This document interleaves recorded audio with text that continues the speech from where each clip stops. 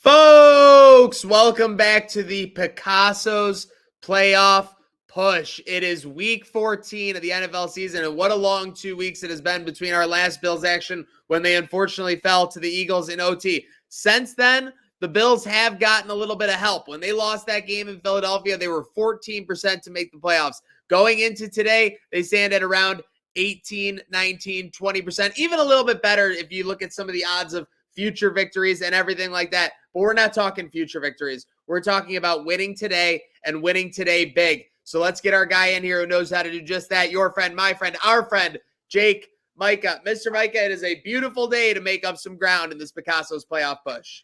What a day we're sizing up to have here. I mean, if you look at once we get this graphic up here, it could be a huge jump. And I feel like today, like we were talking about a couple weeks ago, there were some results that we were like, that would be really nice, but it's going to be tough. Like all these games are pretty much 3-point spreads, like close to picks. Like they're all within reach. It's going to be a crazy day, and it could be really good for the Bills, or it could be a disaster for their playoff hopes. And we're about to kick it off here pretty soon here, and we're going to find out. We are just about 10 minutes away from kickoff here, so thank you for tuning in with us. YouTube, Facebook, Twitter, X on the Picasso's playoff push. Make sure you're going to picassospizza.net to get your pizza anytime this holiday season. It is as good as gold in your belly. And make sure you're using Gold Belly to order Picasso's Pizza nationwide. And we need nationwide results today, Micah. And that sounds crazy. Like you said, it sounds like we're asking for a lot to get numerous NFL games going in our favor. But last week, we were a Titans win short of sweeping the board and getting exactly what we needed. Yeah. I mean, it was within like up in the air the whole time too, like the whole day going through it. It was a stressful ass day, but yeah, like you said, they got a lot of help last week that they needed to, and today it feels like it's that same kind of Sunday when you really break down these games, and we'll get into them a little bit more later on. Like there are reasons to be confident in all these results going the Bills' way. Like I think that I'm very confident, honestly. And so we were talking about coming into this game, like, and just coming into the day. Yeah, exactly. Like it's right there. And really, you look at, if we're just going to talk about the Bills and this Chiefs matchup, I know there's a lot of things like are in favor of both these teams, both good coming off of buys, both good coming off of losses, all these other things. But that kind of feels like it favors the Bills, who are in a much more desperate spot, right? Yes, no doubt about it. And that's the weird thing to me. And that's why I want to ask you about like what exactly is going on with this fan base, because there have been a number of bad losses this year by the Bills. Obviously, the Patriots sticks out. The Broncos sticks out to a lot of fans as kind of like the top two. Jets opening week 1, obviously, given what happened there. But everyone knows the Chiefs are a good team. Yeah, they've struggled recently. I think they only have 1 win in the last calendar month, given their bye week, or maybe 2, in the last 5 weeks or something like that. But everyone seems pretty confident going into this matchup, coming off the bye. Do you think it's maybe the Joe Brady offense and what everyone saw in the 2 weeks there? Do you think it's given the extra week to prepare? What do you think's leading up to that? And I guess first, are you feeling that amongst the fan base as well?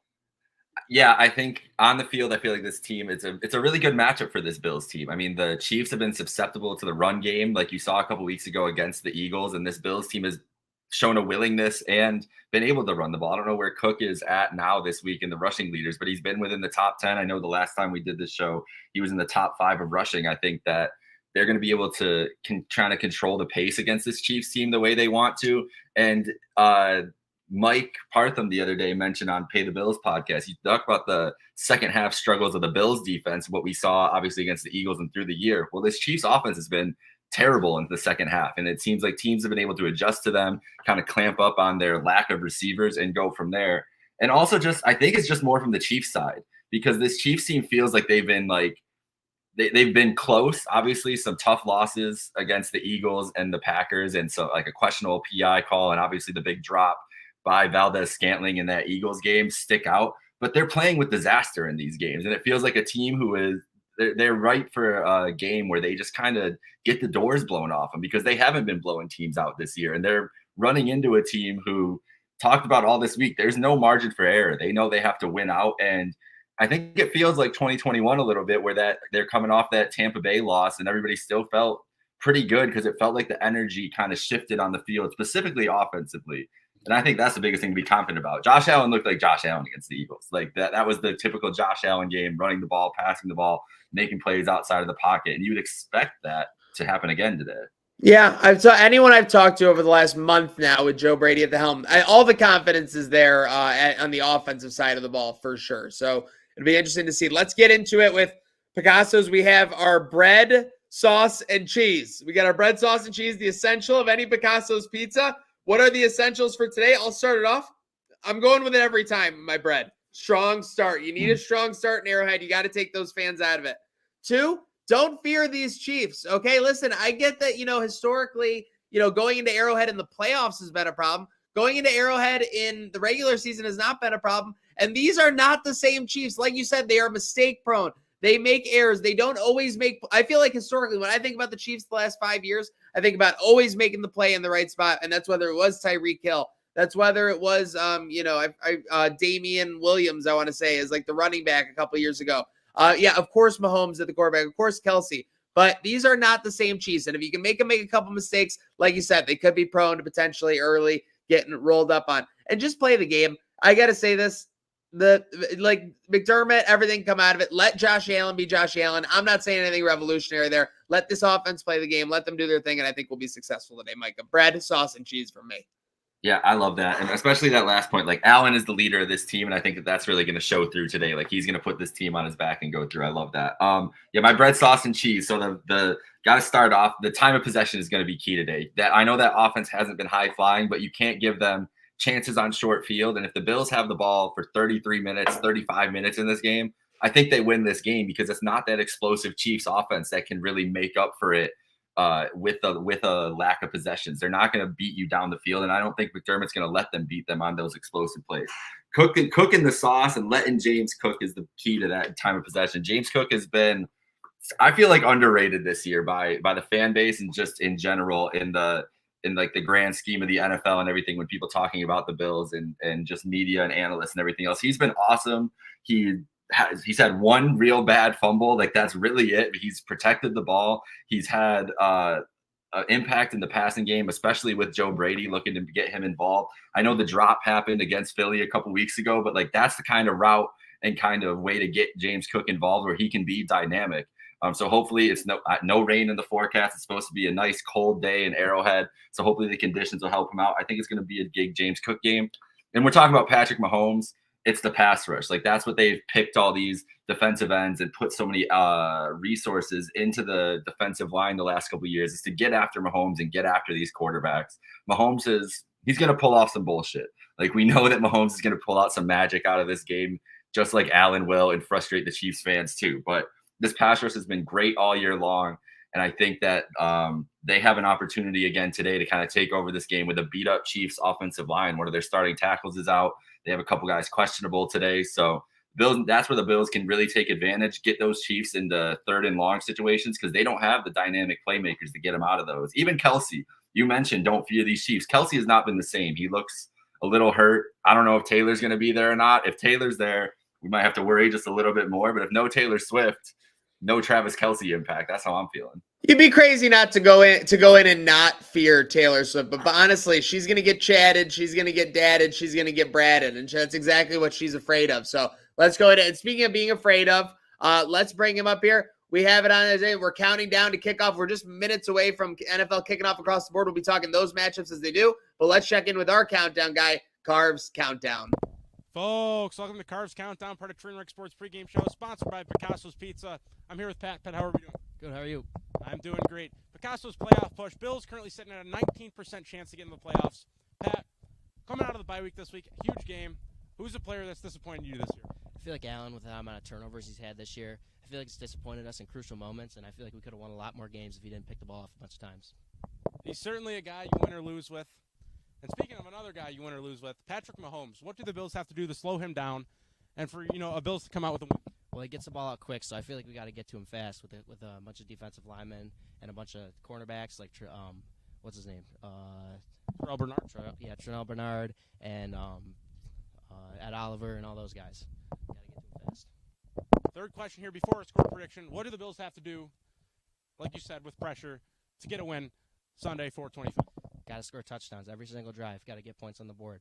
Mahomes is going to come back down and give us points, so we got to get points on the board. So your strategy is just outscore them, basically. Pretty much. I love it. Pat, last question as always. What's your score prediction? I'm thinking a 35-31 win for the Bills. That would be an absolute huge win. Playoff percent 19. Bills need a win. Back to you guys.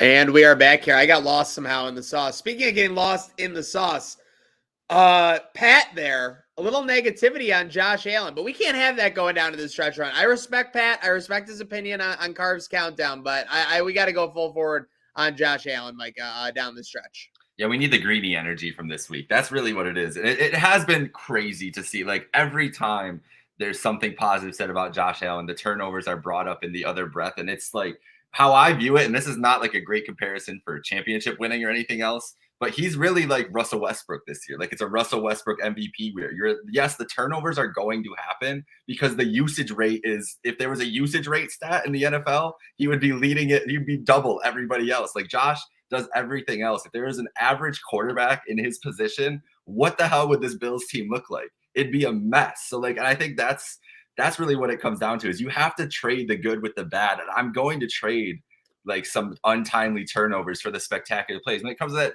Eagles game the other day, everybody, all the critics that want to talk about the turnovers, like, oh, this untimely turnover. Okay, they're down by 20 points if it's not Josh Allen playing the way he was in that game. So, like, what is more important, getting you in the position to win or anything else? And I feel like he has carried his load much more than anybody else has this year in the league. Yeah, and that brings up our next one. We're talking wild cards for today's game against the Chiefs. Obviously, the Bills are aiming to get in a wild card spot, as the Miami Dolphins will likely have the divisional spot locked up, given how the year's gone. But my wild card, it's not surprising going into Arrowhead. He had a huge playoff game there. He had a touchdown last year, I believe, in the game as well. But Gabe Davis, this is a guy. You know what you're going to get out of Diggs, and I think you're starting to know what you're going to get out of Kincaid in this offense, especially the last month or so. If you can get something like 70 and a touchdown out of Gabe, by the way, that is what you got in Philly.